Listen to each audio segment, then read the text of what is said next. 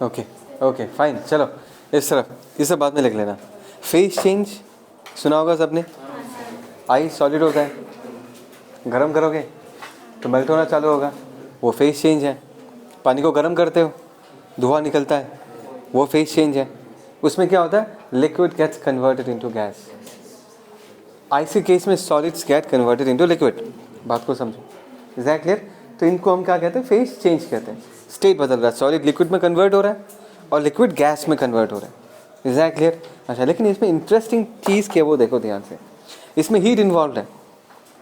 Because अगर तुमको एक आइस के टुकड़े को बिगलना है, मतलब मेल्ट करना है, तो क्या देना पड़ेगा उसको, हीट देना पड़ेगा। हीट को लेके डिस्कस कर रहे हैं, हमारा जो डिस्कशन है वो हीट को लेके तो है, राइट? और हमने हीट को लेकर क्या सीखा कि अगर हमने किसी सब्सटेंस को हीट सप्लाई किया तो वो एब्जॉर्व करेगा। कितना एब्जॉर्व करेगा उसके मास पे डिपेंड करेगा, उसके सी के वैल्यू पे डिपेंड करेगा, एंड अकॉर्डिंगली उसका टेम्परेचर चेंज होगा। Is that clear? राइट? तो इस केस में भी हम क्या कर रहे हैं, हीट तो सप्लाई कर रहे हैं, लेकिन एक इंटरेस्टिंग सा आइडिया है यहाँ पर कि अगर तुम आइस को गर्म करते हो, वो जब मेल्ट होके पानी बनता है, वो पानी भी 0 डिग्री सेल्सियस में ही बनता है।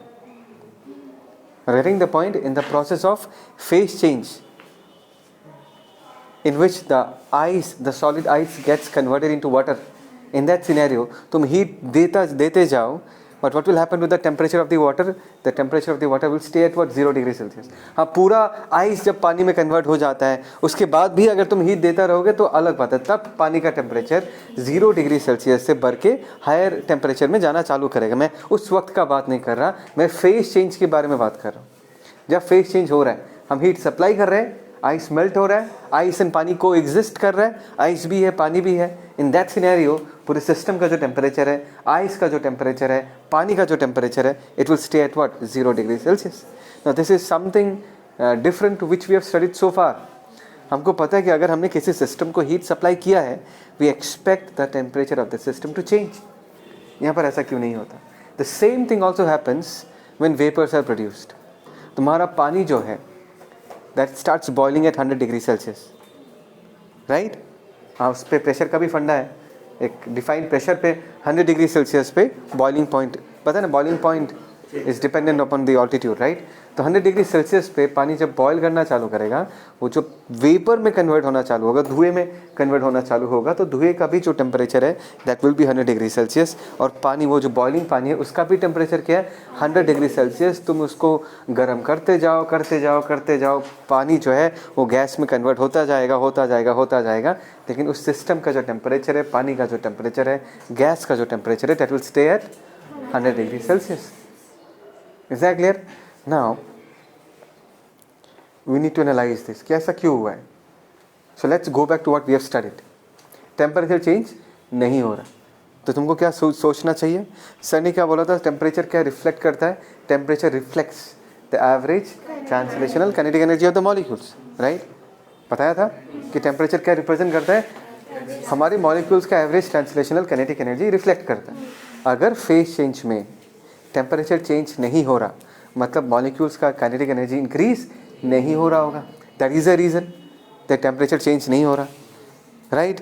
But this does not add up, because तुम तो एनर्जी दे रहे हो और वो काइनेटिक एनर्जी में जा नहीं रहा, क्योंकि अगर जाता तो टेम्परेचर चेंज हो जाता। Do you agree with this? तो कहाँ गया ये एनर्जी? ध्यान से सुनना, right? We all know that in case of solids the molecules are placed very close to each other. उसी सॉलिड को मेल्ट करके जब हम लिक्विड बना देंगे, the spacing between the atoms और मॉलिक्यूल्स विल इंक्रीज।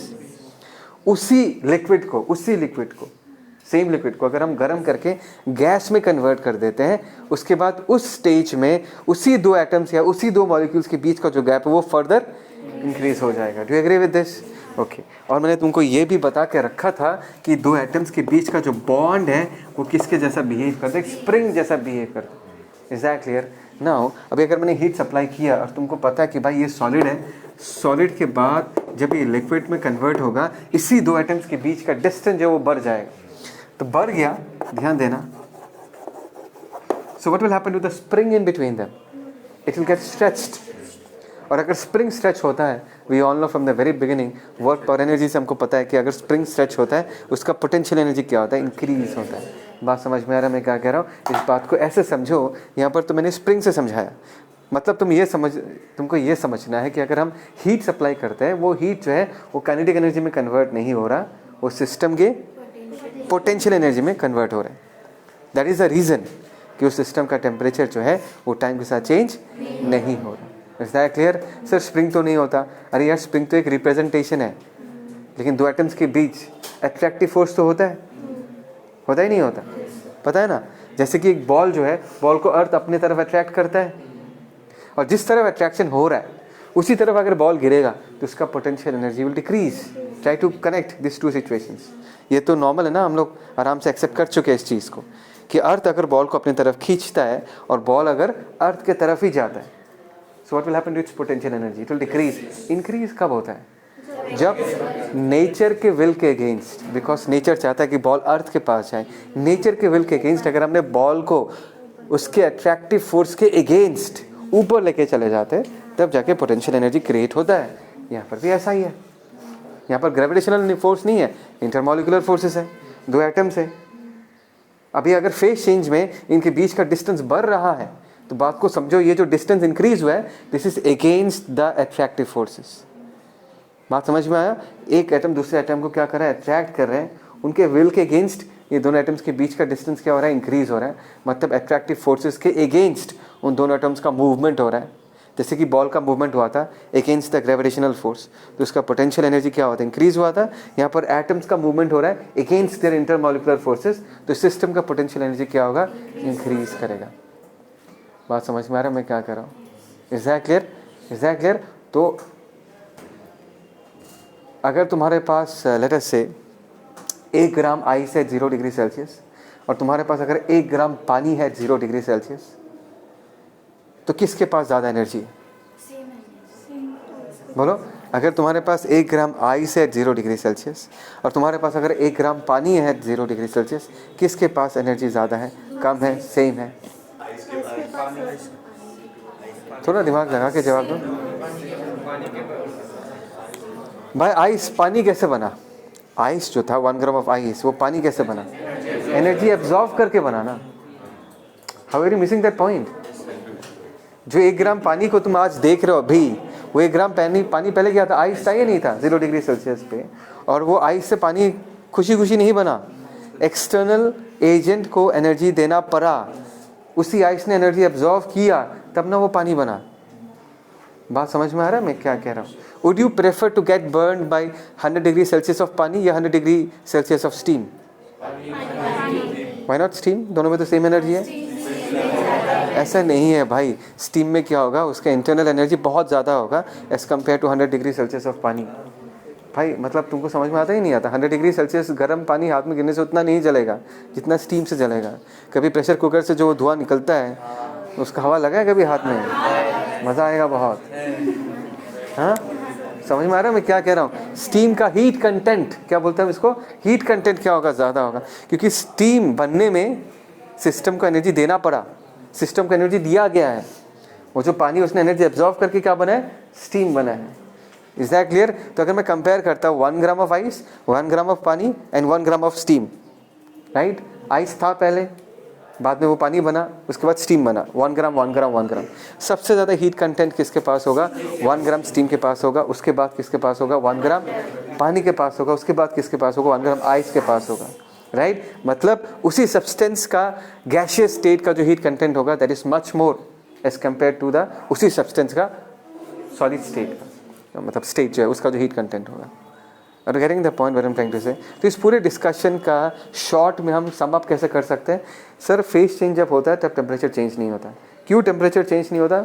इसका मतलब है कि मॉलिक्यूल्स का ट्रांसलेशनल काइनेटिक एनर्जी इंक्रीज नहीं हो रहा, तो एनर्जी तो देना पड़ता है। आइस को पानी बनाने के लिए एनर्जी देना पड़ता है, पानी को धुआं बनाने के लिए एनर्जी देना पड़ता है। तो एनर्जी गया कहाँ पर? क्योंकि जब हम एनर्जी देते हैं फेज चेंज होता है तो इंटरमॉलिक्यूलर स्पेसिंग इंक्रीज होता है अगेंस्ट द इंटरमॉलिक्यूलर फोर्सेस, तो सिस्टम का पोटेंशियल एनर्जी क्या करता है? इंक्रीज करता है। मतलब इस वक्त जो हम एनर्जी दे रहे हैं that is not increasing the kinetic energy but it is increasing the potential energy of the system, right? Is that clear? So phase change में अच्छा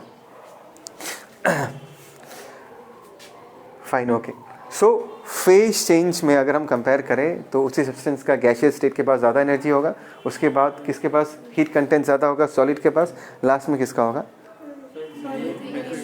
हाँ उसके बाद लास्ट में सॉलिड के पास। Is that clear? पक्का? अभी हम क्या करेंगे, ये जो हीट चाहिए होता है ना फेज चेंज करवाने के लिए, जो हीट चाहिए होता है उसको हम क्या बोलते हैं, latent heat. Do you know the meaning of the word latent? Hidden. इसका नाम हिडन क्यों है? छुपा हुआ इन द सेंस, मतलब बिकॉज हमारा नॉर्मल परसेप्शन क्या है कि हीट देंगे तो टेम्परेचर चेंज होगा, बट यहाँ तो टेम्परेचर चेंज हो ही नहीं रहा, हीट हमको दिखाई देगा नहीं। जस्ट मतलब क्या बोलते हैं इसको, एक तरीका है बताने का बस। दैट इज द रीजन हम इसको क्या बोलते हैं, लेटेंट हीट। मतलब इस हीट का इफेक्ट तुमको दिखेगा नहीं टेम्परेचर चेंज में। दैट इज द रीजन हमने इसको क्या बुलाया, लेटेंट हीट, राइट। तो लेटेंट हीट भी दो टाइप के होंगे, बिकॉज तुमको अगर सॉलिड को लिक्विड में कन्वर्ट करना है तब एक लेटेंट हीट होगा, इज दैट क्लियर? और लिक्विड को अगर गैस में कन्वर्ट करना है और एक लेटेंट हीट होगा। समझ में आया? तो एक लेटेंट हीट को हम क्या बोलते हैं, लेटेंट हीट ऑफ फ्यूजन, दूसरे को हम क्या बोलते हैं, latent heat of vaporisation. Is that clear? अच्छा, लेटेंट हीट का डेफिनेशन क्या है, कुछ तो डिफाइन करना पड़ेगा हमको। तो हमने यूनिट क्या ले लिया, it is the amount of heat required to change the state of 1 kg of substance, right, to change the state of 1 kg of substance. मतलब 1 kg सब्सटेंस का स्टेट चेंज अगर करना है उसके लिए जितना हीट देना पड़ता है उसको हम क्या बोलते हैं, लेटेंट हीट बोलते हैं। तो 1 kg आइस को अगर 1 kg पानी में कन्वर्ट करना है तो हीट देना पड़ेगा। इसका उल्टा भी पॉसिबल है, पता है ना, अगर 1 kg पानी आइस में कन्वर्ट होता है तो वो हीट रिलीज करेगा। कितना हीट रिलीज करेगा, L amount of heat he release करेगा। ये L नहीं आया समझ में? L क्या था, it is the latent heat. मतलब 1 kg आइस को 1 kg पानी में कन्वर्ट करने के लिए हमको अगर L हीट देना पड़ता है, जब इसका रिवर्स प्रोसेस होगा, जब पानी को हम आइस में कन्वर्ट करेंगे तो हमको L हीट एक्सट्रैक्ट करना पड़ेगा उससे, तब जाके वो पानी जो है वो किस में कन्वर्ट हो जाएगा, आइस में कन्वर्ट हो जाएगा। Is that clear? तो अगर m मास को कन्वर्ट करना है इट्स वेरी सिंपल, कितना चाहिए होगा, m into L, because L जो है वो किसके लिए डिफाइन किया गया है, 1 kg के लिए। 1 ग्राम के लिए भी हो सकता है, मतलब यूनिट के लिए डिफाइन किया गया है। जैसे कि इसका ऐसा यूनिट अगर देखोगे, कैलोरी पर ग्राम या जूल पर केजी, केजी में भी डिफाइन कर सकते हो या ग्राम में भी, ऐसे बोल सकते हो सर 1 ग्राम सब्सटेंस का स्टेट चेंज करने में जो हीट चाहिए उसको लेटेंट हीट बोलते हैं। इन दैट केस जब m का वैल्यू पुट करोगे तो ग्राम से पुट करना पड़ेगा। अगर तुमने लेटेंट हीट को kg में पुट किया तो m का वैल्यू जब पुट करोगे तो kg में पुट करोगे, as simple as that. Is that clear? फिर से दो टाइप्स ऑफ लेटेंट हीट होते हैं, लेटेंट हीट ऑफ फ्यूजन और दूसरा क्या है, latent heat of vaporisation. Fusion का मतलब है जब सॉलिड लिक्विड में कन्वर्ट होता है। 1 ग्राम सॉलिड को 1 ग्राम लिक्विड में कन्वर्ट करने के लिए जितना हीट देना पड़ता है उसको हम लेटेंट हीट ऑफ फ्यूजन बोलते हैं। और लेटेंट हीट ऑफ वेपराइजेशन क्या है, 1 ग्राम लिक्विड को 1 ग्राम वेपर में अगर कन्वर्ट करना है उसके लिए जितना एनर्जी देना पड़ेगा। अगर तुम चाहो तो 1 ग्राम को 1 kg से भी रिप्लेस कर सकते हो, राइट। वो बस द वैल्यू जब पुट करोगे you need to take care of it कि तुम ग्राम में पुट करो या kg में पुट करो। Is that clear? Okay, so latent heat of fusion of ice, this is ice, is 80 calorie per gram, and latent heat of vaporization of water is 540 calorie per gram। ये values याद रखना है, बहुत ज़्यादा use होता है problem solving में, right. 80 calorie पर ग्राम मतलब 1 ग्राम आइस को 1 ग्राम पानी में कन्वर्ट करने के लिए 80 कैलोरी हीट सप्लाई करना पड़ेगा। कितना जूल्स सप्लाई करना पड़ेगा sir, 1 calorie is equal to 4.2 joules. तो आप कैलोरी को 4.2 से मल्टीप्लाई कर दो तो आपको जूल्स पता चल जाएगा। और यहाँ पर ये क्या है, 540 कैलोरी पर ग्राम क्या है, 1 ग्राम पानी को 1 ग्राम वेपर में कन्वर्ट करने के लिए 540 कैलोरीज ऑफ हीट आपको सप्लाई करना पड़ेगा। Is that clear? ये तो सबको समझ में आता है, but did you see the interesting values of the data? 80 कहाँ, 540 कहाँ पर, ऐसा क्यों?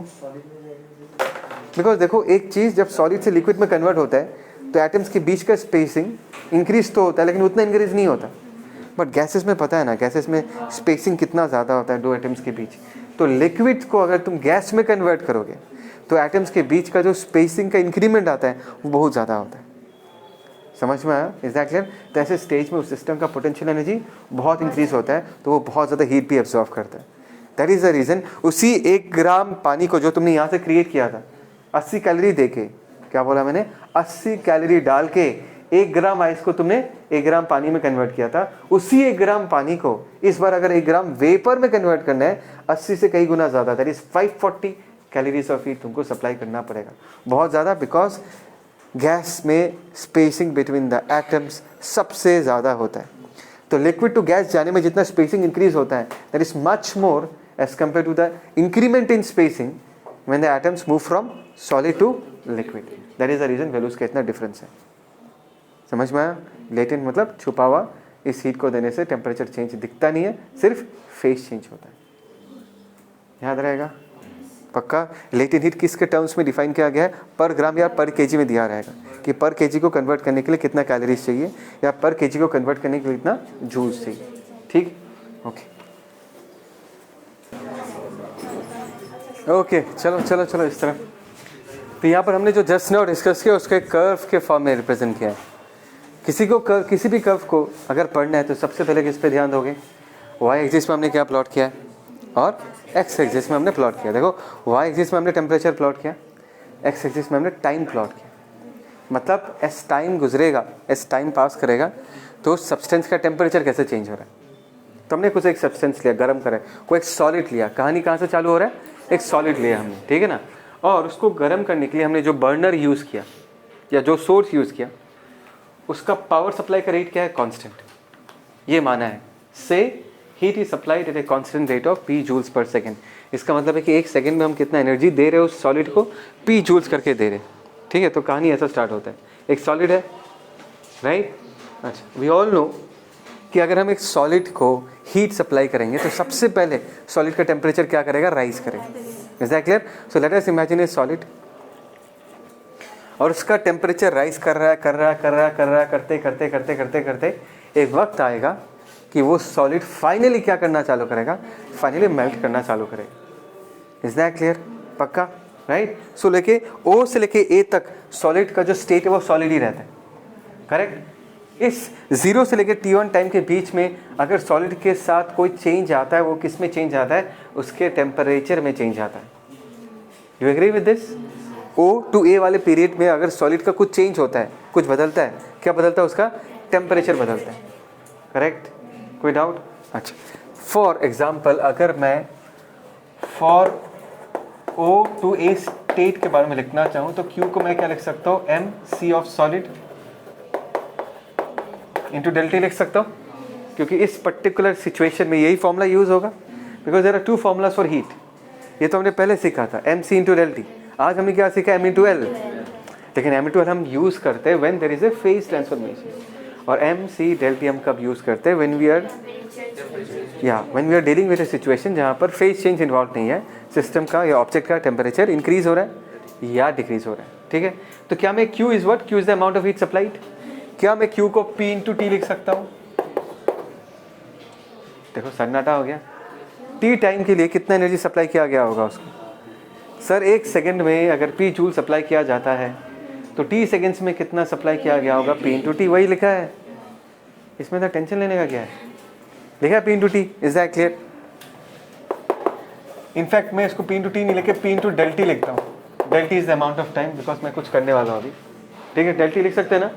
डेल्टी is the amount of time, that is equal to MC of solid into del capital T। देखो ये डेल छोटा t और डेल कैपिटल T में फ़र्क है। That is change in temperature, this is change in time. अभी इसी expression को अगर हम डिफरेंशियल फॉर्म में लिखें, किस फॉर्म में लिखें? डिफरेंशियल फॉर्म में लिखें तो डेल टी का, डेल छोटा t का छोटा y is dt and del capital T का छोटा y is what? d capital T। समझ में? तो अगर हम इसको डिफरेंशियल फॉर्म में लिखें तो P इंटू dt लिख सकते हैं, और क्या अब मैं इसको MC solid into D capital T लिख सकता हूँ। भूलो मत, there is a differential change in temperature, this is a differential change in time. What is the slope of this graph? Expression symbol what is the slope का graph का symbol क्या होगा? अगर यहाँ y होता है, यहाँ x होता तो dy बाई dx बोलते ना। वही पूछ रहा हूँ, यहाँ पर क्या है? कैपिटल T, यहाँ क्या है? छोटा t। तो इस ग्राफ का स्लोप जो होगा, slope that is d capital T by d छोटा t, d capital T by d छोटा t। करते हैं यहाँ से स्लोप निकालते हैं, दिख रहा है ना सबको? तो हमने d कैपिटल T लिया डिवाइडेड बाई d छोटा t, तो हमको क्या मिलेगा? P by solid. चलेगा? चलेगा? दिस इज स्लोप ऑफ वही वाला लाइन। और क्या तुम मुझे ये बता सकते हो ये स्लोप किस पे डिपेंड कर रहा है स्पेशली? पी तो कांस्टेंट है, एम तो कांस्टेंट है। अगर सॉलिड बदल गया तो सी का वैल्यू भी क्या हो जाएगा, चेंज हो जाएगा। Is that clear? तो इस ग्राफ का स्लोप कितना वो डिपेंड करेगा on the specific heat capacity of the solid. भूल गए क्या? छोटा सी क्या था? स्पेसिफिक हीट कैपेसिटी था। बड़ा सी क्या था? Thermal heat capacity. Is that clear? तो यहाँ पर जो स्लोप है मैं लिख सकता हूँ slope of O A is inversely proportional to the specific heat capacity of the solid. मैं इसको लेके एक स्टेटमेंट, एक आइडिया डिस्कस करूंगा आगे जाके। फिलहाल बस इतना ही समझ के रखो कि इस लाइन का जो स्लोप है that is inversely proportional to the specific heat capacity of the solid. समझ में आया? अगर हम सॉलिड बदल दें, उसका मास m ग्राम से रखे लेकिन m grams of a different substance ले, तो इस ग्राफ का स्लोप भी क्या हो जाएगा, चेंज हो जाएगा। Is that clear? पक्का? Okay fine. तो फाइनली ए पॉइंट पे जो टेम्परेचर इसको हमने T सफिक्स m लिख के रखा है, this is temperature of melting. मतलब इस पर्टिकुलर टेम्परेचर के बाद टेम्परेचर और चेंज नहीं होगा कुछ टाइम तक। बिकॉज अब से क्या चालू हो गया, अब से फेज चेंज चालू हो चुका है। सब्सटेंस का सॉलिड स्टेट बदल के अभी लिक्विड बन रहा है, राइट? और इस मेल्टिंग वाले प्रोसेस में दोनों सब्सटेंसेस, मतलब दोनों स्टेट, नॉट सब्सटेंसेस, दोनों स्टेट को एग्जिस्ट करता है। सॉलिड भी रहेगा और लिक्विड भी रहेगा। आइस इमेजिन करो, आइस भी रहेगा और पिघला हुआ पानी भी रहेगा, एंड दोनों का टेम्परेचर क्या होगा, सेम। Is that clear? देखो टाइम गुजर रहा है, T1 से टाइम गुजरते गुजरते कहाँ तक पहुँचा, T2 तक। भूलो मत ये कॉन्स्टेंटली पर second P joules of energy supply कर रहा है। Is that clear? बात समझ में है? तो T1 से लेके T2 टाइम तक कितना एनर्जी सप्लाई किया गया होगा, P into T2 minus T1। Is that clear? और ये सारा का जो सारा हीट है किस में यूटिलाइज हुआ, this is has been solely utilise for phase transformation. Is that clear? और ध्यान से देखो इस पर्टिकुलर रीजन में A से लेके B तक ये ग्राफ जो वो स्ट्रेट लाइन है, parallel to the X axis. मतलब टेम्परेचर चेंज नहीं हो रहा, which we expected, because now in this case this heat is hidden because this will not reflect any change in temperature. Is that clear? So now if we talk about for A to B, क्या मैं Q equal to M into L F लिख सकता हूँ? Because अभी fusion हो रहा है, solid is getting converted into liquid. That in that case that latent heat is called as latent heat of what? Fusion. Is that clear? समझ में मैंने क्या कहा? Okay. Q के जगह हम क्या लिख सकते हैं? Q के जगह there is P, अरे अभी तो बताया था, amount of span of time is what, T2 minus T1, that is what, M into LF. so यहाँ से मैं क्या कह सकता हूँ, LF is directly proportional to T2 minus T1। मतलब ये टाइम स्पेन जितना ज़्यादा होगा उस सब्सटेंस का लेटेंट हीट भी बहुत ज़्यादा होगा, because they are directly proportional. Because P तो कांस्टेंट रहेगा, M कांस्टेंट रहेगा, M ग्राम्स ऑफ सब्सटेंस तो मैं कांस्टेंट रख ही सकता हूँ ना। Is that clear? तो लेटेंट हीट किस पे डिपेंड करिए, तो ऑब्वियस है जितना टाइम गैप होगा इसका उतने लंबे टाइम तक मेल्टिंग चलेगा, मतलब लेटेंट हीट उसका क्या होगा, ज़्यादा होगा। Is that clear? उसकी बात का कहानी फिर से रिपीट होगा। O2A जैसा कहानी था, B2C वैसा ही कहानी, सिर्फ सब्सटेंस का स्टेट अभी चेंज हो चुका है। बिकॉज फाइनली B पॉइंट में वो सॉलिड और सॉलिड नहीं रहा, वो पूरा का पूरा सॉलिड अभी कम्प्लीटली किस में कन्वर्ट हो चुका है, वो पूरा सॉलिड अभी कम्प्लीटली लिक्विड में कन्वर्ट हो चुका है, और फिर से पुराना कहानी स्टार्ट होगा। अभी अगर फर्दर तुम हीट सप्लाई करोगे, जो तुम करोगे, what will happen to the temperature, in this case is going to change, right? ध्यान से देखना, टेम्परेचर क्या कर रहा है, राइज कर रहा है, बिकॉज यहाँ पर वाई एक्सिस्ट में हमने कौन सा कोऑर्डिनेट पुट किया है, टेम्परेचर। तो वाई इंक्रीज होते होते होते तो फाइनली कहाँ तक पहुँचता है, सी तक पहुँचता है। तो यहाँ पर अगर मैं B to C का बात करूँ, B to C, in this case the substance is in its liquid state, so I can say that the slope of BC is inversely proportional to the specific heat capacity of the liquid. बात समझ में आता है, नहीं आता, right? Can I say that is equal to the inversely proportional to the specific heat capacity of the liquid? तुमको पता है कि मैं ये एक्सप्रेशन कैसे लाता हूँ, मैं फिर से नहीं कर रहा इसको, ठीक है? ये हो गया। फिर सी पॉइंट में क्या हो गया, लिक्विड इतना गर्म हो चुका है कि अभी से वेपर बनना चालू होगा, मतलब फिर से क्या हुआ, फिर से फेज ट्रांसफॉर्मेशन चालू हुआ, just like the case A to B। इस सिचुएशन में टेम्परेचर चेंज नहीं हो रहा, ये टेम्परेचर को हमने B लिख के रखा, that is boiling point, because boil करना जब चालू करेगा तब ना फेज ट्रांसफॉर्मेशन होगा। सो फॉर, ध्यान देना, C to D. In this case मैं लिख सकता हूँ latent heat of vaporisation is directly proportional to T4 minus T3.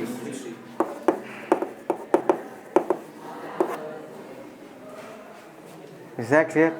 पक्का समझ में आया? कोई डाउट? ओके.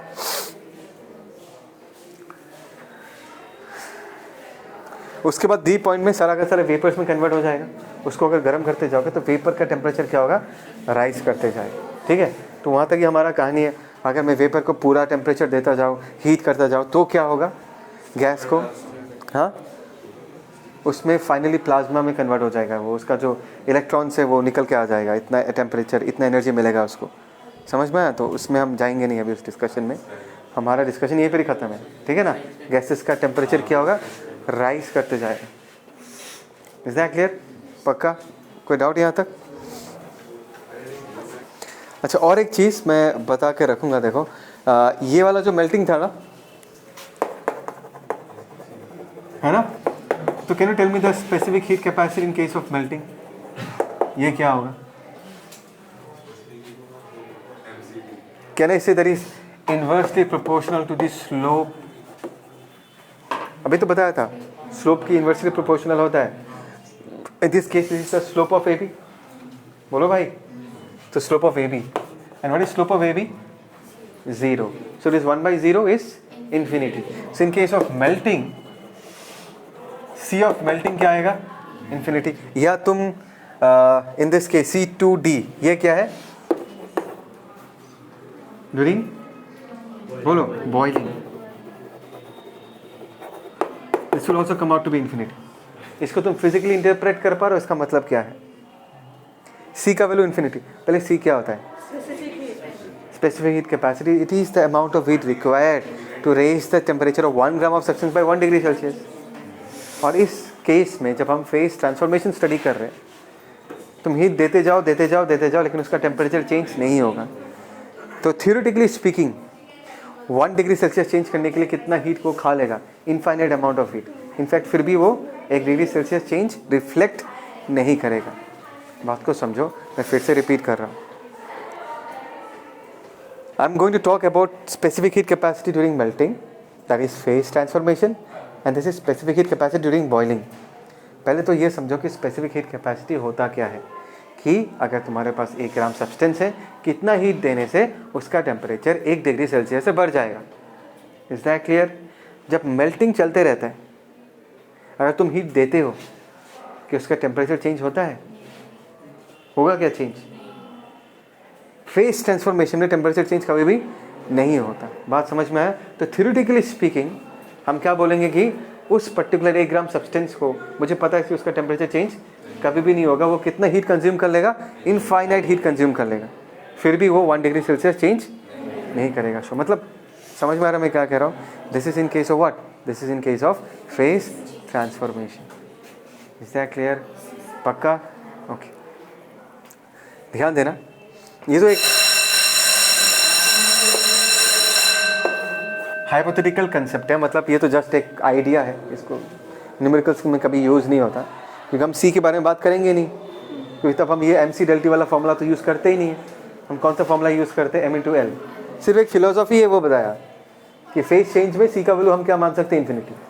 एटलीस्ट हमको फील तो होना चाहिए, राइट? कि इनफाइनाइट हीट सप्लाई करने से के बाद भी हमको कोई चेंज इन टेम्परेचर दिखाई नहीं देगा. फिलोसॉफिकल है थोड़ा, ठीक है ना? But what is practical are this expression जो मैंने तुमको बताया. Is that clear? समझ में आया? पक्का? अच्छा, मैं फिर से रिपीट करता हूँ कि ये जो है slope of AB in this case is inversely proportional to what? C of solid. In this case slope of PC is inversely proportional to C of liquid. In this case, slope of DE is inversely proportional to C of what? Gas. अच्छा, graphs में थोड़ा ध्यान दो. तुमको ये पता होना चाहिए कि स्लोप क्या होता है. स्लोप उस ग्राफ के चढ़ाई को रिप्रेजेंट करता है, स्टीपनेस को रिप्रेजेंट करता है. जितना स्टीपर ग्राफ होगा उसका स्लोप भी क्या होगा? ज़्यादा होगा. Is that clear? अभी अगर मैं इस लाइन को और इस लाइन को कंपेयर करूँ, can I say that the steepness is increasing? ये थोड़ा कम स्टीप है, उसके बाद ये स्टिफनेस क्या हो गया, और बढ़ गया, उसके बाद स्टिफनेस और भी ज़्यादा बढ़ गया। दैट मीन्स मैं ये कहना चाहता हूँ कि C of gas, specific heat capacity of gas is much more as compare to the specific heat capacity of liquid, and specific heat capacity of liquid is more than the specific heat capacity of solid. ऐसा क्यों, ऐसा क्यों? अच्छा ठीक है, मैं बताऊँ ऐसा क्यों, तुम बोल नहीं पाओगे, मैं बताऊँगा। पहले ये कहानी समझ में आया नहीं आया मैंने क्या कहा? ग्राफ्स को अगर देखोगे, पहला वाला ऐसा है, दूसरा और थोड़ा चढ़ जाएगा, लास्ट में एकदम चढ़ जाएगा। फिर से दिमाग में ये रखो कि सर स्पेसिफिक हीट कैपेसिटी क्या था, 1 ग्राम सब्सटेंस का टेम्परेचर 1 डिग्री सेल्सियस से बढ़ाने से। ध्यान से सुनना, फिर से specific heat capacity, liquid, gas, solid भूल जाओ उसके बारे में। स्पेसिफिक हीट कैपेसिटी क्या होता है? 1 ग्राम सब्सटेंस का टेम्परेचर अगर 1 डिग्री सेल्सियस से बढ़ाना है, 1 डिग्री सेल्सियस टेम्परेचर है या नहीं? 1 डिग्री सेल्सियस टेम्परेचर है या नहीं? 1 डिग्री सेल्सियस टेम्परेचर में बढ़ना मतलब सिस्टम का काइनेटिक एनर्जी बढ़ना, ट्रांसलेशनल काइनेटिक एनर्जी बढ़ना। बात समझ में आया? करेक्ट। ओके, एक सॉलिड के पास मूव करने का सिर्फ 2 ही ऑप्शन है, आइदर वो ट्रांसलेट करेगा या अपनी जगह पर क्या करेगा, वाइब्रेट करेगा। Is that clear? समझ में आया? तो अभी अगर तुमने उसको एनर्जी दिया, वो एनर्जी किस फॉर्म में जाएगा? It will gate converted into vibrational kinetic energy. तुमने एनर्जी दिया, सारा का सारा एनर्जी वाइब्रेशनल काइनेटिक एनर्जी में क्या हो जाएगा? कन्वर्ट हो जाएगा। Do agree with this? तो फटाक से 1 degree Celsius change in temperature दिखाई देगा, बिकॉज तुमने जितना भी एनर्जी दिया सारा का सारा वाइब्रेशनल काइनेटिक एनर्जी में कन्वर्ट हो गया। Is that clear? बात समझ में आया? लेकिन उसी सब्सटेंस का अगर मैं लिक्विड स्टेट को एनालाइज करूं, हम सबको पता है कि लिक्विड में इंटरमॉलिक्यूलर फोर्सेस वीकर होते हैं, और लिक्विड मॉलिक्यूल जो है वो वाइब्रेट करने के साथ साथ गोल भी घूम सकते हैं। They can rotate also, they have more freedom of motion as compare to solids. Solids can only vibrate, the liquid molecules can vibrate as well as rotate. ध्यान से सुनना, ठीक है ना? फॉर एग्जाम्पल ये सॉलिड का मॉलिक्यूल है, इसको मैंने 100 यूनिट्स ऑफ एनर्जी दिया, और 100 यूनिट ऑफ एनर्जी किस में यूटिलाइज हो गया? Vibrational kinetic energy, for example. समझ में आया? और वाइब्रेशनल काइनेटिक एनर्जी कितना है वो बताएगा टेम्परेचर कितना होगा, राइट? एज बिकॉज मैंने 100 दिया और 100 का 100 वाइब्रेशनल काइनेटिक एनर्जी में चला गया, तो टेम्परेचर राइज फटाफट हो गया। बात समझ में आया? For example this are liquid molecules, this is a liquid molecule. अभी इसको भी मैंने 100 यूनिट्स ऑफ एनर्जी दिया, लेकिन ये जो 100 है ना, अभी ये 2 डिपार्टमेंट में बढ़ जाएगा, बिकॉज इसके पास अभी एनर्जी के 2 डिपार्टमेंट्स है, एक तो वाइब्रेशनल है, एक रोटेशनल है। बात को समझो। तो वाइब्रेशन के डिपार्टमेंट में कितना फंड्स अलॉट हुआ? 50। 100 दिया था ना, दोनों डिपार्टमेंट में क्या हो जाएगा? Equally distribute. भाई ये जब सॉलिड था ना, इसका सिर्फ एनर्जी के डिपार्टमेंट में सिर्फ एक ही ऑफिस था, तो अगर 100 दिया तो 100 किसको मिला? 100 वाला फंड किसको मिला? पूरा का पूरा वाइब्रेशनल काइनेटिक एनर्जी को मिला। Right to understand. बट जब ये सॉलिड लिक्विड बन गया, तब उसका जो इंस्टीट्यूट है, उसके एनर्जी डिपार्टमेंट में 2 ऑफिसेस हो गए। एक ऑफिस के ऊपर क्या लिखा हुआ है? वाइब्रेशनल काइनेटिक एनर्जी का ऑफिस। दूसरे ऑफिस के ऊपर क्या लिखा हुआ है? रोटेशनल काइनेटिक एनर्जी का। Is that clear? समझ में आ रहा है मैं क्या कह रहा हूँ? तो अभी अगर मैं 100 यूनिट ऑफ एनर्जी देता हूँ, तो वो फंड जो है वो बढ़ जाता है 2 डिपार्टमेंट में। एक 50 जाता है वाइब्रेशनल काइनेटिक एनर्जी के पास, और 50 जाता है रोटेशनल काइनेटिक एनर्जी पास। तो 50 तो वाइब्रेशनल काइनेटिक एनर्जी कितना है वो बताएगा टेम्परेचर कितना है। इस केस में वाइब्रेशनल काइनेटिक एनर्जी के डिपार्टमेंट को कितना एनर्जी मिला? सिर्फ 50। राइट? Is that clear? मुझे पता है कि जब इस डिपार्टमेंट को 100 मिलेगा तब जाके वो 1 डिग्री सेल्सियस बोलेगा।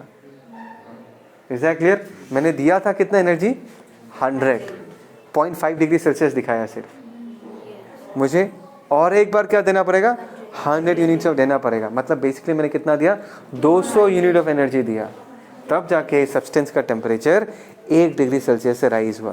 बिकॉज इस केस में मैंने जो वो 200 यूनिट्स ऑफ एनर्जी दिया वो बढ़ जाता है। 100 वाइब्रेशन के डिपार्टमेंट के पास जाता है फंड, और 100 रोटेशन के पास जाता है। ये सब चीज़ हम आगे जाके डिटेल्स में डिस्कस करेंगे। रोटेशनल में भी बहुत सारे डिग्रीज ऑफ फ्रीडम है। अगर ऐसा एटम है तो ऐसे भी घूम सकता है, ऐसे भी घूम सकता है। ये सब पढ़ाऊंगा मैं तुमको, ठीक है ना? डिग्रीज ऑफ फ्रीडम कहते हैं। अभी बस ये बात समझने का कोशिश करो कि सॉलिड्स के पास मूवमेंट का उतना फ्रीडम नहीं है जितना लिक्विड्स के पास है।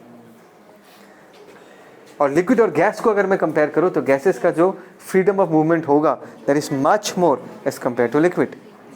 बात समझ में आया? Is that clear? अभी जो कहानी मैंने तुमको बताया, इस सॉलिड को एनर्जी दिया था, सारा का सारा वाइब्रेशनल काइनेटिक एनर्जी में कन्वर्ट हो गया, फटाक से 1 डिग्री सेल्सियस राइज हो गया। लेकिन अगर मैं लिक्विड को दूंगा उतना एनर्जी देने से 1 डिग्री सेल्सियस राइज नहीं होगा। जैसे मैंने तुमको बताया 100 दिया नहीं हुआ, फिर 100 देना पड़ा, 200 देने के बाद ही 1 ग्राम लिक्विड का टेम्परेचर 1 डिग्री सेल्सियस से बढ़ा। So definitely specific heat capacity of liquid will be more than the specific heat capacity of A solid. ये ज़्यादा खा के कम चेंज इन टेम्परेचर दिखा सकता है, ये कम खा के फटाक से 1 degree Celsius change in temperature दिखाई देगा। समझ में आया? अभी अगर मैं गैसेस के केस में स्टडी करूँ, उस केस में मुझे उस सब्सटेंस का 1 डिग्री सेल्सियस बढ़ाने में और ज़्यादा हीट देना पड़ेगा, बिकॉज उसके पास और सारे डिग्रीज ऑफ फ्रीडम है। वो वाइब्रेट भी करता है, ट्रांसलेट भी करता है, रोटेट भी करता है। ट्रांसलेट भी तीनों डायरेक्शन में कर सकता है, XYZ। रोटेट भी तीनों एक्सिस के अराउंड कर सकता है। वो डिपेंड करेगा 2 एक्सिस या 3 एक्सिस। मैं कॉम्प्लिकेट करना नहीं चाहता, सिर्फ इतना बताना चाहता हूँ कि उसके पास फ्रीडम ऑफ मूवमेंट ज़्यादा है। समझ में आया? तो उस केस में ट्रांसलेशनल काइनेटिक एनर्जी के डिपार्टमेंट की एनर्जी को अगर हम बढ़ाना चाहते हैं तो हमको और ज़्यादा एनर्जी देना पड़ेगा, बिकॉज एनर्जी बटना चालू हो जाता है तब। समझ में आया? So that is the reason specific heat capacity of gases is more than the specific heat capacity of the liquid is more than the specific heat capacity of the solids. Is that clear? The entire discussion का take away है। सो solid के पास सिर्फ एक ही option है move करने का, liquids के पास ज़्यादा होता है, गैसेस के पास बहुत ज़्यादा होता है। तो आप जो भी एनर्जी दोगे सॉलिड में वो सारा का सारा ट्रांसलेशन में कन्वर्ट हो जाता है, तो फटाक से 1 डिग्री सेल्सियस दिखा देता है। लेकिन लिक्विड में दोगे तो बढ़ जाता है, या गैसेस में दोगे तो और बढ़ेगा। तो 1 डिग्री सेल्सियस मतलब ट्रांसलेशनल काइनेटिक एनर्जी के डिपार्टमेंट को अगर मतलब वो क्वांटिटी अगर बढ़ाना है तो तुमको और भी एक्स्ट्रा एनर्जी देना पड़ेगा, बिकॉज तुम जितना भी दोगे सारा का सारा ट्रांसलेशनल काइनेटिक एनर्जी के डिपार्टमेंट को नहीं मिलेगा, वो बढ़ जाएगा बाकियों। समझ में आया? So that is the reason we say that specific heat capacity of gases is maximum followed by liquid followed by solid. इसलिए थोड़ा ऐसा, ये थोड़ा ऐसा, ये थोड़ा ऐसा, सबसे स्टीपर होगा लास्ट वाला का। Is that clear? इसका हम क्या बोला था? We call this as the heating curve. ठीक।